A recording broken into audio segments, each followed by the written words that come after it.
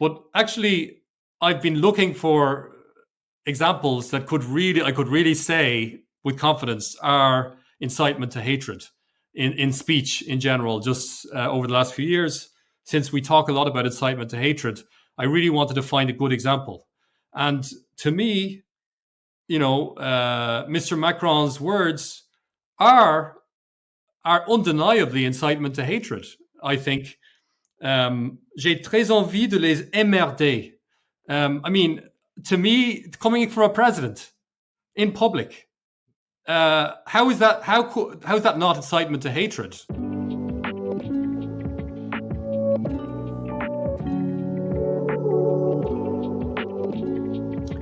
Macron, who said, and I will say it in French because all the English translations are actually euphemisms for what he actually said. Yes, I agree. Un irresponsable n'est pas un citoyen. Les non-vaccinés, j'ai très envie de les emmerder. Macron's statement inspired a very strong reaction from you in the form of an open letter. Could you explain how it happened and why it was important for you to write that letter?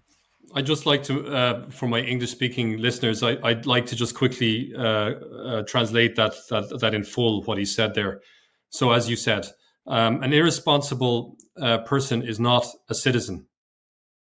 The unvaccinated, I really feel like making their lives shit. Okay, that's how I would translate that. Now, I really feel like making their lives shit. Also could be translated, I really feel like effing up their lives. I really want to piss them off, etc. I'm sorry for the language, but this is important. It's important to get the context and the tone. I mean, this is strong. In French, this is a strong thing to say about a section of the population. And so why did I write an open letter to Macron? Obviously would never be read by him, but I wanted to make a point. It was because I felt he'd crossed a line. I felt that he had really dishonored his office. A republic, the French Republic, what does that represent? I think it represents the idea that all citizens have a place in that society. That's one really important idea of republicanism and I think even of French republicanism, which has its own flavor. This idea of equal standing. Each citizen has equal standing. And just because a citizen is black, just because a citizen is Catholic or Jewish, does not give any leader the right to consider them as second class or as less worthy or less responsible. And what Macron did was he essentially suggested, he basically said that if you do not receive a COVID vaccine, you are not worthy of French citizenship. You are a defective citizen. You are an irresponsible citizen. And basically, you don't deserve to have an equal place in the Republic. This is essentially what the implication of what he's saying is, because as the president, he's saying, I feel like really messing up your life, making your life insufferable. So it's almost as if he's treating them like traitors or like you would a terrorist or somebody who is just basically involved in gross public disorder. This is problematic on so many levels. First of all, even if he disagreed with their choice, even if he thought that they were not making the best choice, to publicly say as a head of state, to publicly say that basically he wanted to screw up their lives is basically to incite hatred against them. I understand that hate speech and incitement to hatred are terms that are often abused and misused just to score political points.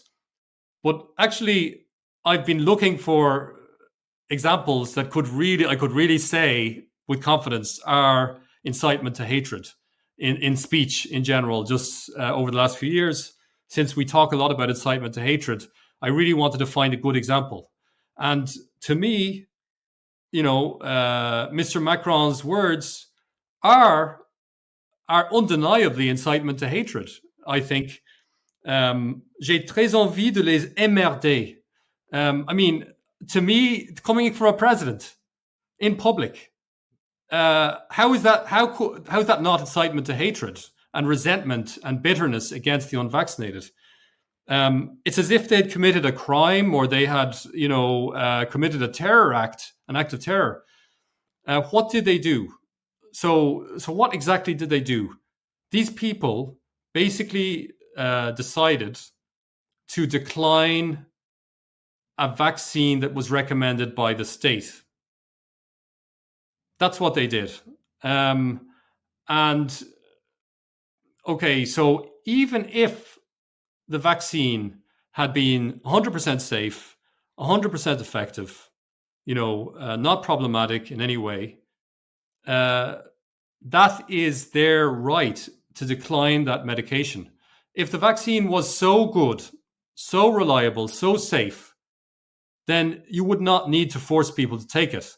If it was such a great vaccine, then people would be lining up to take it voluntarily. If people need it, people are not stupid.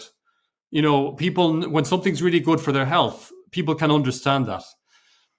The reason people often declined the vaccine was because, well, there were a number of reasons. One is it's an experimental vaccine in the sense that we didn't have full data on its efficacy and on its safety, long-term safety, when it was being rolled out. It was rolled out under emergency use authorization, and so it was a very accelerated process, and it was a very novel technology that was used in some of the vaccines. And I think the point is we're only now beginning to see a more complete picture of what the potential harms of the vaccines are and how to do a good risk-benefit analysis. But it was very early on. It was too early on to have a very clear picture when these vaccines are being rolled out of what the appropriate risk-benefit analysis was. It was a point that was uncertain. And because many people had been exposed to the virus and they knew that conferred upon them natural immunity, they had good reason to decline the vaccine. Because why would you assume an additional risk when you know that you've already gone through the risk? You've already, let's say, been subjected to the disease. You've already gleaned the benefit of that as well. Why would you then add on the risk of the vaccine? And then every person is different. But I mean, you could have a 20-year-old or 25-year-old or a 30-year-old who's at the peak of their health and who knows that they're extremely low risk from COVID-19. They also know that they're at some risk from the vaccine. How do they balance the risks? This is a question that has to come down to individual choice in consultation with your doctor. That's called individualized medicine. And we've just basically thrown individualized medicine out the window, thrown informed consent out the window, leading to bad choices because citizens who act under stress, under constraint, under coercion, will not make the best choices for their health. How many people do I know? How many people do you know and do the readers know who got the COVID vaccines so that they could travel without testing? I know lots of people who got including family, who got the COVID vaccines so as they could travel without paying every time they had to travel, paying for tests. Is that a good reason to take a vaccine? Of course it's not. Of course it's not. The government forced people to use bad reasoning in their own health choices. Yes. Yeah, that's very well explained. The next, I don't know if there is a link, but everything is linked actually. And we're always talking a little bit about each other point whenever we talk about anything, because it really happened together. But the next point is the heavy-handed use of censorship. And it was a very important ingredient of whatever happened in the past 2 years, because dissenting views did exist, but they were actively silenced. And I think I saw evidence of it on many different levels. On social media, that was obvious. But also when it comes to journals, scientific journals, and even in a few cases, preprint servers, without really giving an objective reason, refused to host papers. So what were your own, what was most shocking to you in terms of censorship in the past 2 years? I think what was most shocking to me was how shameless it was and how reactionary the censorship was. I mean, you could imagine censorship being applied to very extreme forms of speech, perhaps certain forms of hate speech, maybe. Or an example that I gave in one of my blogs, I think if somebody said that if you have a cup of tea, if you drink lots of tea, you will cure your COVID. Again, I'm not saying that I think that should be censored, but I would say that that's a view that is so obviously not part of scientific consensus that if it was censored, then at least you could say that it has some form of scientific legitimation, in the sense that it doesn't appear to be advocated by any serious scientists, or almost no serious scientists would advocate that drinking tea will cure COVID. But another example that maybe is more clear cut: how to make a bomb. I mean, YouTube could take that down, and probably should take that down, because it's directly connected with intent to harm, and it can facilitate, this intent to harm.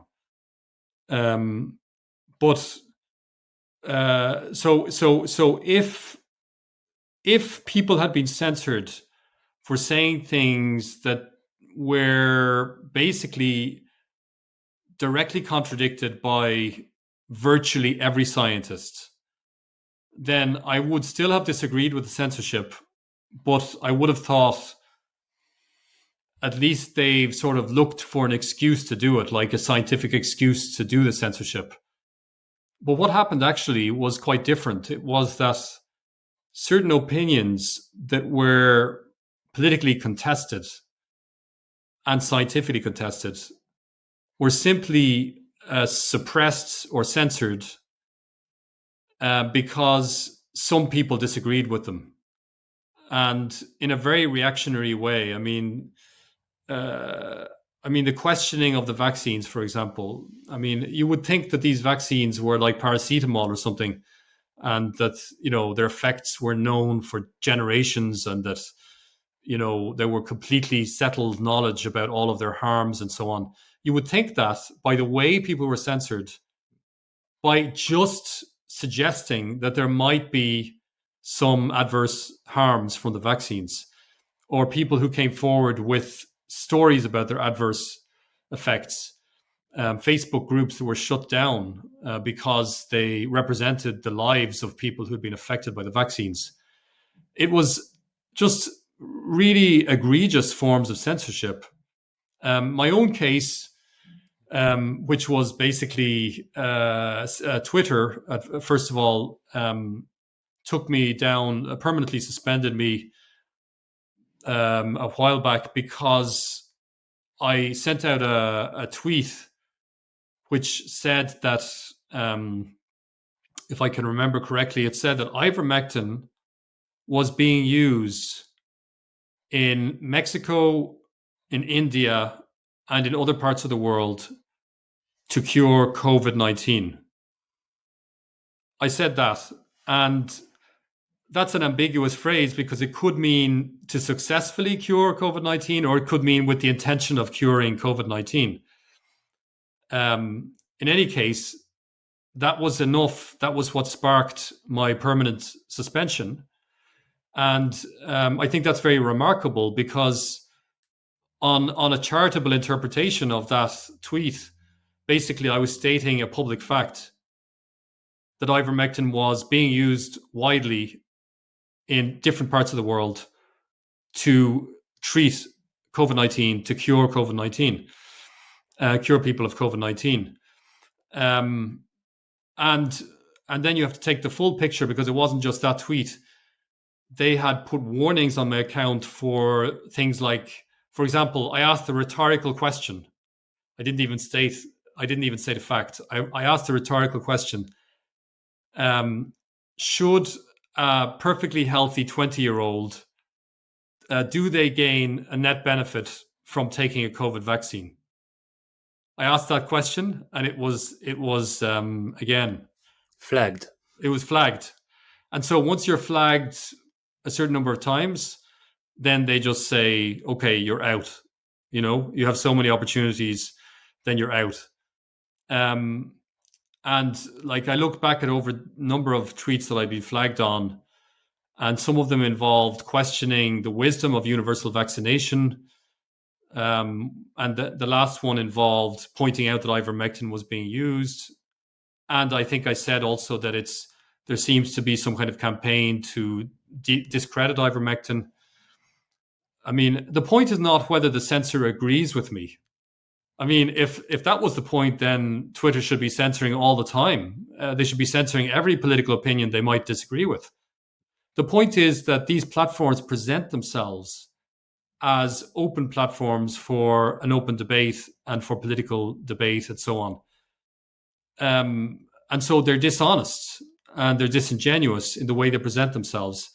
And there's an argument to be made that they're in breach of contract, because there's a reasonable expectation when you enter the platform that political speech, broadly speaking, will be tolerated. And there have been some successful cases taken against Twitter. That would take us off too far. And then I put that same post on Medium. Medium is a blog platform. I thought, okay, I'm off Twitter. A friend recommended Medium to me. So I thought, I'm going to open up an account at Medium. So I republished a post that I actually put a post on Medium in which I explained what had happened to me on Twitter. And within 24 hours, the COVID safety team had taken it down. So I sent in a complaint. They never got back to me. And then I said, flip's sake, I mean, I can't even report on my censorship in Medium. So at that point, I went to Substack, and I've been happy ever since in Substack, because they do not censor. They would only censor things that were very extreme. So they don't censor political speech, and they don't censor scientific commentary and political commentary. So I'm quite happy on Substack, where I feel like for now, I feel like I'm immune to censorship, because my opinions are not extreme enough to merit censorship. I'm not publishing pornography sites and so on, I mean, honestly, it's crazy to me that an academic who engages in political commentary would have their commentary flagged and taken down in the name of the public interest. That is like something out of communist China. Yeah, I think the most shocking examples to me were when, in several instances, a scientist talking about a peer-reviewed published paper was censored, was flagged as a content that you couldn't comment on or share further on Twitter, for instance. At one time, I think a link to a published scientific paper was flagged as misleading and you could not share it. And of course, the case of the support groups for the vaccine injured, because it's really very important to their health, being able to talk about what happened to them and exchange IDs and addresses of doctors who can help. Really to remove a support network, and the big ones, like I think one was closed, and it had more than 200,000 members on Facebook. It's extremely violent and very detrimental to the health of the members. The next point is the relentless use of mass media to inculcate fear and terror. And we did mention, you did mention at the beginning, the predictions of Ferguson, which were widely reported by the media at the time.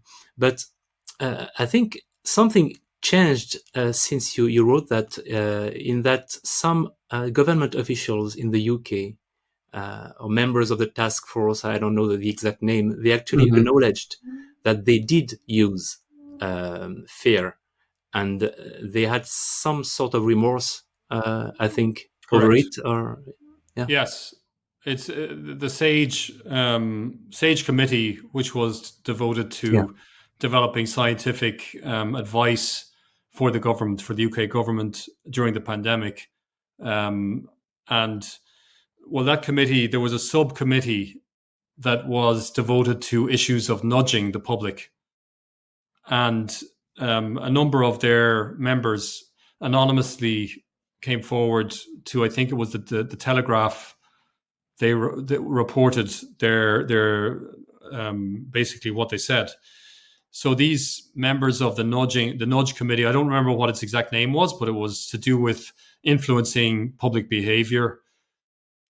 They said that they regretted the decision to use fear as a tool and to essentially hype up fear, to ramp it up. And so there was a conscious decision to use techniques of emotional manipulation to make people feel more afraid. And I mean, a classic example is the national, I think it's the NHS in the UK, their health authority, put out ads on TV with pictures of dying patients, that were being intubated. And they were saying, they were saying something to the effect of, can you live with yourself if you send this patient, if you make this patient die, if you're responsible for the death of this patient or putting this patient in the hospital. So they tried to attribute guilt to people for their behavior and made very speculative and very questionable connections between personal behavior and hospital outcomes.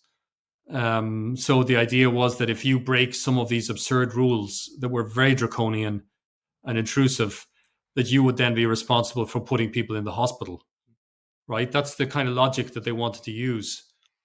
And actually human behavior is so complex in its effects that that the idea that, me sitting at home, I'm preventing people from going to the hospital is such an incredibly naive simplification. I mean, me sitting at home could be me earning less money, therefore affecting the economy adversely. It could also be me not helping someone who needs support and therefore feels lonely and is going to commit suicide. Or will just simply enter into a deep depression. It could be me sitting at home and neglecting my parents who are in a nursing home, and therefore their health getting even worse because they feel neglected and lonely. Human behavior, human action is not something that we can just make a mathematical formula to control. And we have to make prudential choices. But there was this idea that a tiny virus, its long-term trajectory can be manipulated and micromanaged by sitting at home and watching TV. This is just ridiculous. It is ridiculous when you think about it and you think it through. We're going to have to come out of our homes eventually, and probably soon, because society can't just keep going with everybody sitting at home watching TV. So eventually people came out, and of course the virus then moved. And in fact, it probably moved around even more aggressively in some cases because there'd be this artificial suppression of social life. for so long that people had not been able to gradually build immunity in the population. So anyway, these naive kind of assumptions contributed to this kind of behavior, but fear was a huge factor. And I mean, just as an example of how this fear played out in where I live in Spain, was that the government mandated the wearing of masks in all outdoor urban settings. At one point, they even said that they should be worn when you're even hiking or walking in the countryside. It was so ridiculous. Whenever there's anyone around, you should have a mask on. And I noticed how it changed the people's mindset. I noticed that when masks became obligatory and everybody had to wear them in the street, I noticed the atmosphere was much more sort of fearsome. Like I'd say much more charged with fear, and people were very nervous about even being around anybody. And if you lowered your mask, people would be sort of like veering around in a park and taking a long way around to avoid you. This kind of situation, and giving you dirty looks because you lowered your mask in a park. This kind of behavior is irrational. I want to say it very clearly. It's not rational behavior, but it is rational if you believe the propaganda being fed to you. It becomes sort of rational within that self-contained universe of absurd beliefs, right? Beliefs that me walking through a park, by helping a mask over my nose, I'm preventing the spread of virus in a park. That's not scientifically supported belief. But if enough people believe it, then it becomes the common sense of the people. Yeah. And as you said earlier, now we have some. The time is right to really check whether it worked or not. Even with all those abuses, were they useful? And we have the example of Sweden. Sweden is okay. It's Yes. actually in a better position than most other European countries in terms of all-cause mortality 2 years later. Yes. Which would tend to prove that indeed those policies that were deemed absolutely necessary were actually abusive, and did not result in a net benefit for the population. I wanted to talk, because we still haven't talked about the watering down of civil rights. And I think even though we did, again, talk about it when we addressed the other points, it's a biggie. It's an important one. And I think it's probably what shocked me the most, because some ethical principles also, I group these with some ethical principles, were really undermined during the COVID crisis. So what did you personally mean by that watering down of civil rights, and what are some examples of it?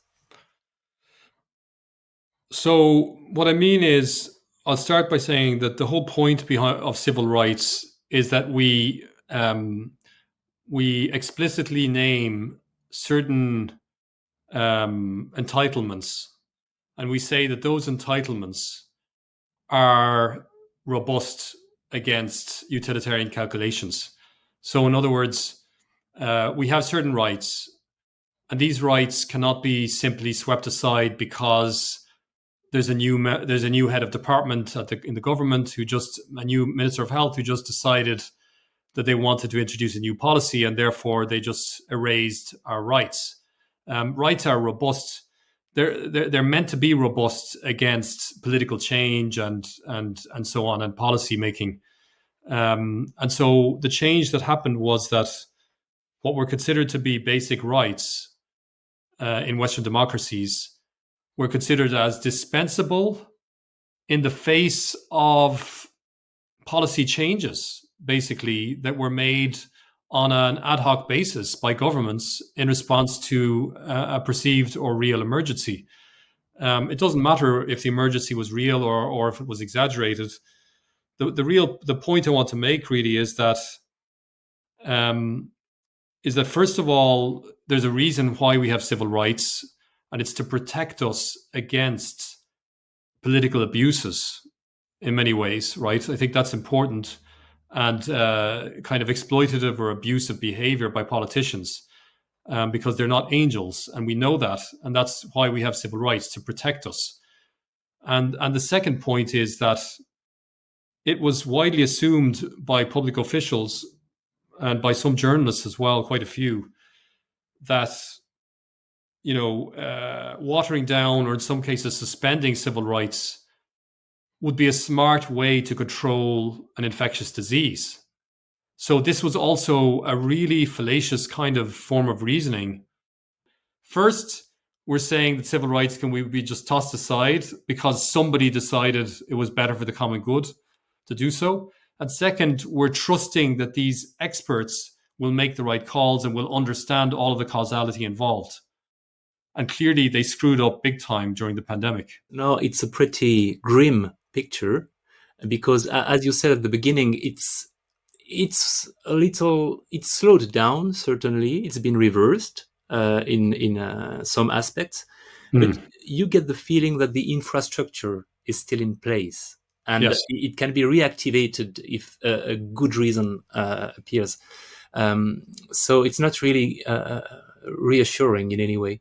So maybe we could finish by talking about the actions, the tools, the initiatives that could prevent the situation from further deteriorating, or from staying, in that unsatisfying place that we are right now, with more centralized power, more surveillance and control, more censorship and less respect for civil rights. So, well, what are your suggestions and your hopes? Yes. Well, you're right. We've painted a somewhat dark picture of our predicament. And we have to be realistic and accept that there are tendencies towards despotism, towards a more controlling top-down type of regime, similar to China's communist regime, kind of mix between communism and capitalism, a weird mix. But I think I always, when I'm asked this question, I tend to always go back to the point about the mind. And I think about The Matrix, the movie The Matrix, that what was the source of their enslavement? I mean, the fundamental source of their enslavement was the fact that their minds were integrated into a computer matrix that made them think certain things, made them perceive the world a certain way. And so as long as our imagination is cramped, as long as we see the world through the lens that the propaganda artists want us to see it through, the lens that governments want us to see it through, then we're sort of stuck. We're stuck because unless you can imagine a new possibility, you can never bring it about. And that's why the expansion of the imagination is so important, and the moral imagination, the social imagination. And I think this is why I think education is so important. And I think both self-education and the education of others, and educating ourselves together in the principles of freedom and the principles of free society. I think trying to get our intellect in, intellectual furniture in order, to try to be able to see things with a bit more clarity, and a bit more courage. I think seeing things right is half the battle, and both for ourselves and for those around us. So that's why I really believe that education is so important, whether it be formal education in schools or informal education, maybe through our everyday interactions with our friends and colleagues. Not being afraid to express ourselves and our opinions, but also to be humble and willing to learn from others. And so then once we have our mind a little bit sharper, then we're in a better position to think about how to cooperate with others to build civil society structures that are more resistant to tyranny. And that, in that sense, I think networking and building connections with like-minded citizens is very important. And one of your forebears, Alexis de Tocqueville, spoke a lot about the importance of civil society structures. And he basically said that in a democratic era, when you no longer have aristocrats and nobles and princes to protect us, we're just the naked individual before the state is really very vulnerable.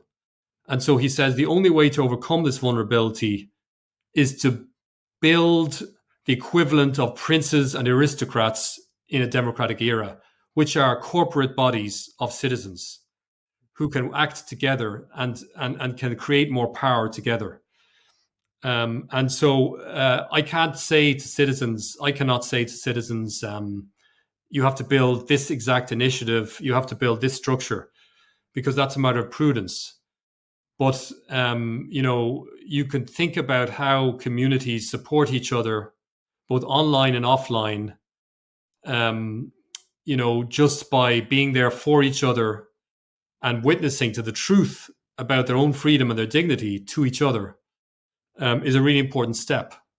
And then once those structures are in place, then civil disobedience, protests become much easier. Because once you have the infrastructure, that's independent from the government, then you can actually activate it at short notice.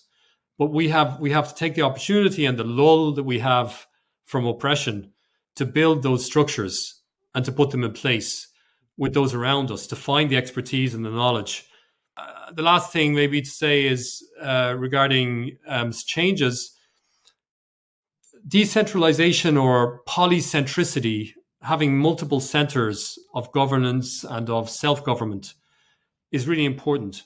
Now, France is one of the most centralized states in the world, probably, from what I've understood, administratively and governmentally.